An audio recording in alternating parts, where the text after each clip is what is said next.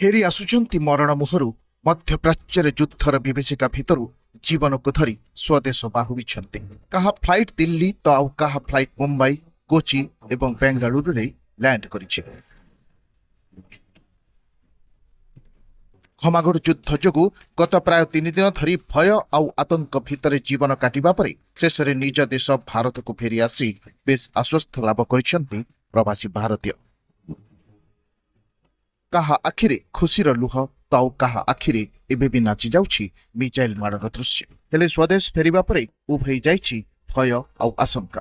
भारत एवं यूएई सरकारक उद्यम रे दुबई और आबुधाबी 4टी स्वतंत्र विमान रे फेरिछंती प्रवासी भारतीय। इंडिगोर 10टी विमान जिहादरु भारत अभिमुखे बाहरिछि। तेबे होली पूर्वरु निज माटी रे पाद रखी आज बेस आश्वस्त अनुभव करिछंती अन्य प्रवासी भारतीय।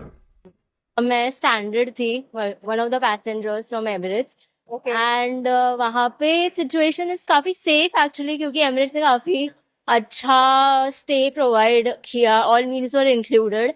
But sometimes, like 2 days back, we could literally hear bombings outside, but missiles being intercepted.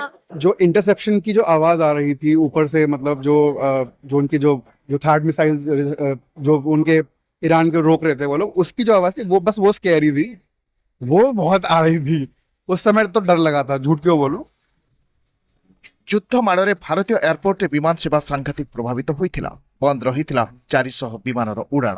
Israel Iran विवाद एवं वायुसेवा बंद जोगु दिल्ली, मुंबई, चेन्नई, कोलकाता, भुवनेश्वर अंतर्जातीय विमान बंदर गुड़िकरे आज भी स्वाभाविक हो पारिनी विमान सेवा। फल क्रीड़ाविदु सेलिब्रिटी जाए भोगी संगीन दशा। सुखर कथा हेउछि बैडमिंटन स्टार पीवी सिंधु मध्य शेषरे सुरक्षित भावे दुबई बेंगलुरु पहुंची सोशल मीडिया एक्स रे उल्लेख करिसंते। ईरान रे सुरक्षा स्थिति बिगिड़िबा परे सेठारु मध्य भारतीयों को धरी दिल्ली पहुंची स्वतंत्र फ्लाइट। हमारे दामाद कंपनी के उनके कॉन्फ्रेंस के लिए दुबई गए थे, परसों ही गए, और जाते ही उनको लॉकडाउन लग गया। आज मोदी जी का थैंक्स, उन्होंने स्पेशल फ्लाइट में उनका अरेंजमेंट हुआ। अभी सुबह बैठ के अभी यहाँ से अभी बॉम्बे आ रहे, स्पेशल फ्लाइट में आ रहे हैं। एसबू भितर चिंता बढ़ी ओडिया सुरक्षा एवं सेमानकु सुरक्षित उद्धार। ए हेउचंती गजपति मोहना ब्लॉक तलासिंग गाँव संजय नायक। 1.5 वर्ष है दुबई रे एक घरोई कंपनी रे काम करुछंती, किंतु जारी रहितबा युद्ध भितरे पुअर सुरक्षा को नहीं चिंतारे पड़ जाइछंती परिवार लोके। तेणु तांको सुरक्षित उद्धार पर निवेदन करिछंती सरकार को। केवल संजय नुहंती, जो ओडिया भी दुबई, यूएई, क्वातार, कुवैत रे फसी रहितबे तांको स्वदेश फेराई आनिबाकू ओडिशा सरकार उद्यम जारी रखिछंती।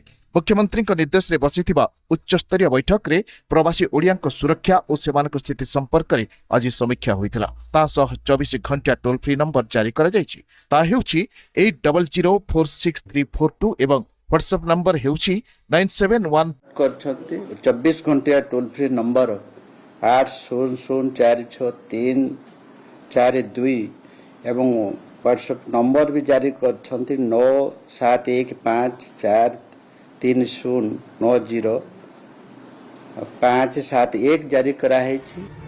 सेपटे युद्ध विभीषिका भितरे पीएम मोदी 48 घंटा भितरे 8टी देशर नेतांक सह कथा होई सारिलेनी।